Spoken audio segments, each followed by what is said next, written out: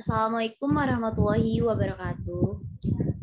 Yang terhormat Ibu Susi Fitria Dewi selaku dosen pembimbing pada mata kuliah Sosiologi Politik, serta teman-teman kelas yang saya hormati. Puji syukur mari kita panjatkan kehadiran Allah Subhanahu wa taala dan salat serta salam semoga tetap tercurahkan kepada baginda kita Rasulullah Shallallahu alaihi wasallam. Adapun topik yang akan kita bicarakan pada hari ini itu tentang gerakan sosial. Saya selaku moderator akan membimbing jalannya diskusi ini. Adapun anggota kelompok kami yang pertama ada saya sendiri, Rahmati Agusti, yang kedua ada Salsabila, dan yang ketiga ada Rahmayani Siregar. Baiklah, lanjut saja kita pada pembacaan materi pertama yang akan dibacakan oleh Salsabila. Kepada Salsabila dipersilahkan. Baik, Assalamualaikum warahmatullahi wabarakatuh. Sebelumnya saya ucapkan terima kasih kepada moderator yang telah memberikan saya kesempatan untuk mempresentasikan hasil diskusi kelompok kami, di mana dengan tema gerakan sosial. Di sini yang pertama adalah definisi gerakan sosial, yaitu menurut Sidney Tarrow, Bapak Gerakan Sosial Dunia, beliau menuliskan bahwa banyak buku mengenai gerakan sosial, yaitu salah satu bukunya yang berjudul Power in Movement. Dalam buku tersebut, Sidney Tarrow mendefinisikan bahwa gerakan sosial adalah tantangan kolektif kepada elit, otoritas, kelompok lain, atau kode budaya oleh orang-orang dengan tujuan dan solidaritas yang sama dalam interaksi berkelanjutan.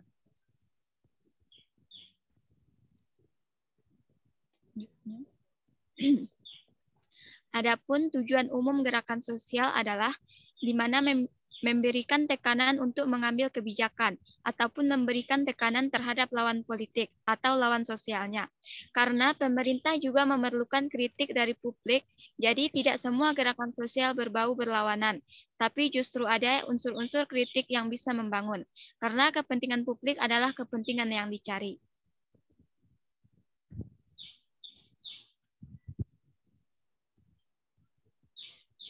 Adapun ciri politik yaitu yang pertama dilakukan oleh warga negara, dan yang kedua memiliki tujuan, ketiga memiliki strategi, keempat terkait dengan isu publik, dan yang terakhir adalah collective action atau dilakukan secara bersama-sama.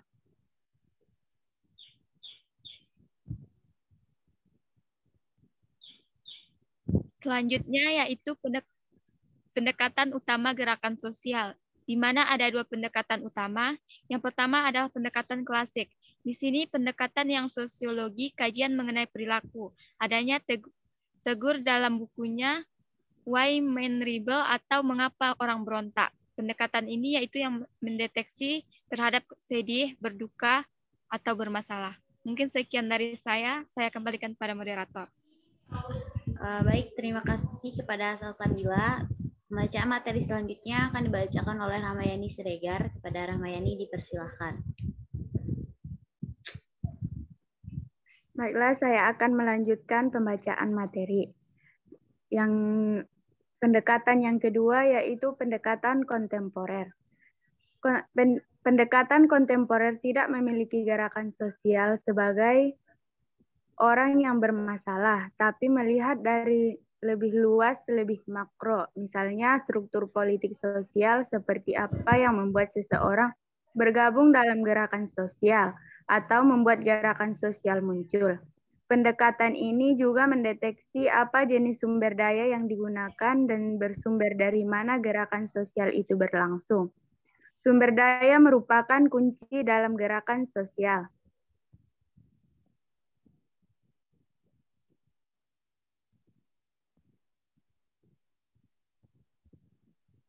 Berikut adalah contoh berita terkait gerakan sosial di Indonesia. Asosiasi Serikat Pekerja Indonesia mendesak pemerintah lebih memperhatikan nasib pekerja. Tuntutan tersebut disampaikan memperingati Hari Buruh Internasional atau May Day 2022.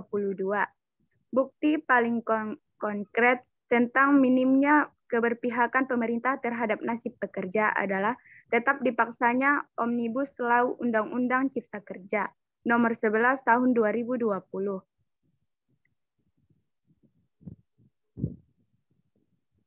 Dalam peringatan Hari Buruh Internasional tahun 2022 kali ini, Aspek Indonesia membawa 5 tuntutan.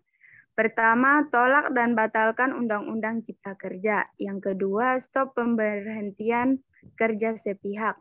Tolak pemberangusan serikat pekerja. Tolak revisi Undang-Undang 21 tahun 2000 tentang serikat pekerja dan turunkan harga kebutuhan pokok.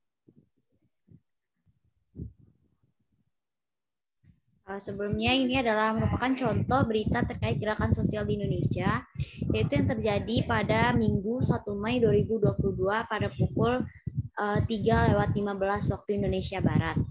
Yang direporter oleh Muhammad Rosenun Aji.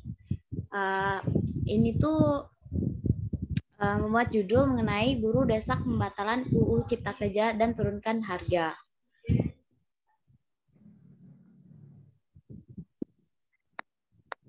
Contoh artikel terkait gerakan sosial di luar negeri yaitu pada tanggal 25 Mei 2020, dunia digemparkan oleh kasus yang menimpa George Floyd.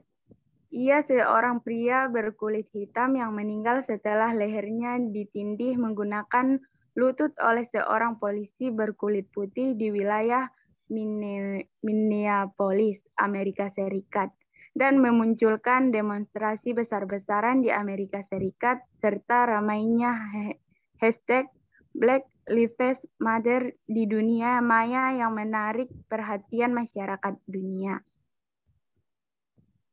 Sekian pembacaan materi dari saya kembalikan kepada moderator. Baik, terima kasih kepada Ramayani Siregar. Yaitu selanjutnya itu ada kesimpulan.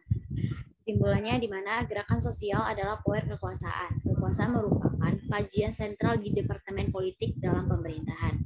Gerakan sosial juga memiliki ciri yang dilakukan oleh warga negara, memiliki tujuan, memiliki strategi terkait dengan isu publik, dan dilakukan secara bersama-sama.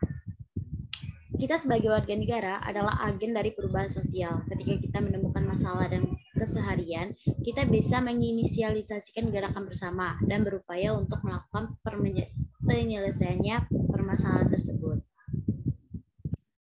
Mungkin cukup sekian dari kelompok 7, kurang lebihnya mohon maaf. Kami akhiri dengan wassalamualaikum warahmatullahi wabarakatuh.